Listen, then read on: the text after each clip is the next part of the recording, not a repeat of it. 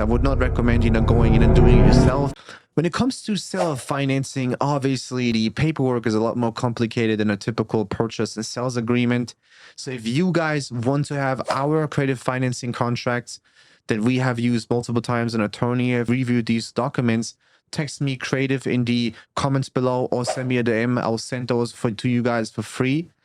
But if you don't have these opportunities by hand, what I've seen in the past that worked for us is usually when you have a creative deal, you go to the title company of your choice and mention how you guys are going to do this transaction. Explain the terms, explain how you guys are going to do it, and have them basically answer you what kind of documents you need to have in place. So you have an overview of what you need, what kind of promissory note, if there's any kind of, quick claim deeds, or what kind of deeds you have to have in place. And then usually just go to sometimes they might have templates that you can use as a leverage to start, or then go to an attorney and have an attorney draft those contracts. I would not recommend, going in and doing it yourself, because you really have to make sure the language is written correctly.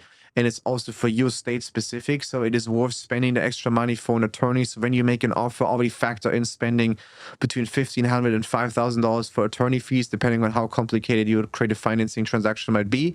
But certainly that is an investment that you have to do in order to protect yourself, because there's nothing worse than getting into a creative deal and you don't have the contract structured the right way. And eventually something happens a year or 2, 3 years down the road, and this property has been taken off your hands without you even having any control or decision-making power. So got to make sure it protects both sides and is written the right way.